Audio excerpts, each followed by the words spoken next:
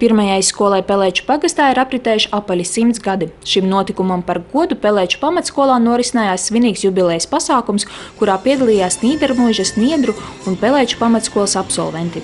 Jāatzīmē, ka šogad 100 gadus svin arī rakstnieks, psihologs un sabiedriskais darbinieks Jānis Klīdzejs.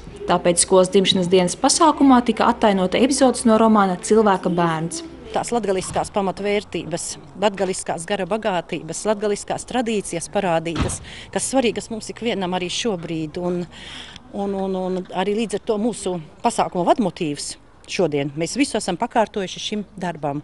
Un arī pasākumu mums vadīs Boņuks.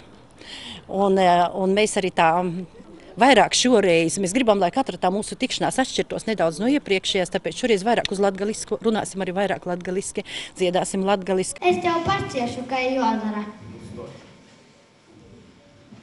Tev nu gan ir golfa, jā.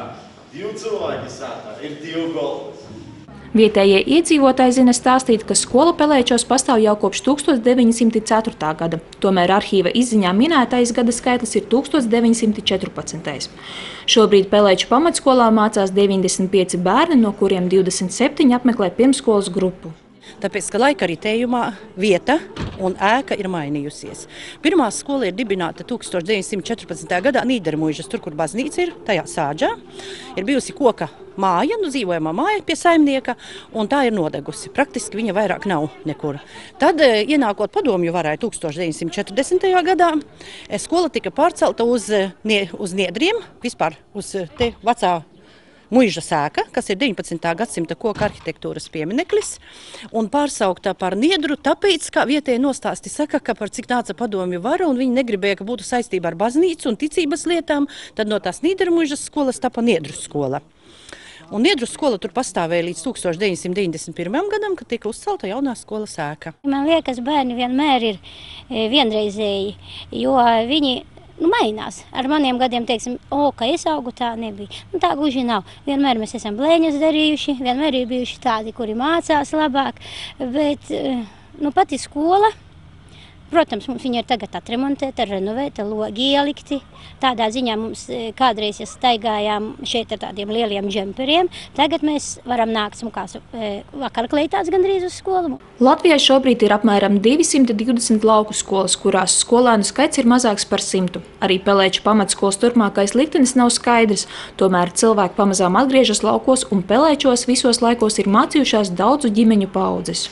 Man patīk skolas pasākumi, patīk skolotāju attieksme pret skolēniem, arī draudzība skolā. Kādi jūs esat klasē draudzīgi, jautri? Es uzskatu, ka mūsu klasē ir draudzīga, mums tā patīk laiku kopā pavadīt. Tā ir mana pirmā un mīļākā skola dzīves gaitā. Te ir šo skolu beiguši ļoti daudzi, nevis ļoti daudz, bet mani brāļi un māsas. Un par šo skolu man ir ļoti labas atmiņas, jo mūsu vecā skola bija Muižas ēkā. Uz to brīdi viņa tādu, romantisku gaisotni radīja, un tas vecais parks, ko mēs ik rudeņu un pavasari gan atjaunojam un kopām. Šodien es nācu tā kā uz 1. klasi, tādam sajūtām, tādam ļoti siltām atmiņām. Mums bija pilnīgi taņī laikā tāda pietāte, pilnīgi mēs pret skolotājiem izturēs kā pret tādiem gandrīz vai tā kā pret bība, kā pret Dievu bija. Kā jau mūsu deputāti lems, kāds būs finansējums, tāda arī būs skolas izdzīvošana. Es jau ļoti ceru, ka viņa pastāvēs. Kā mēs kolektīvā esam kādreiz pārunājuši, ja jau skolas varēja izdzīvot 2 pasaules kārus, vienas 1. atmodu, 2. atmodu un 3. atmodu ir taču skolas Latgalē, kas dibinātas 1875. un tā tālāk, ja? Un tas viss ir bijis, un tad kāpēc viņas tagad nevarētu izdzīvot?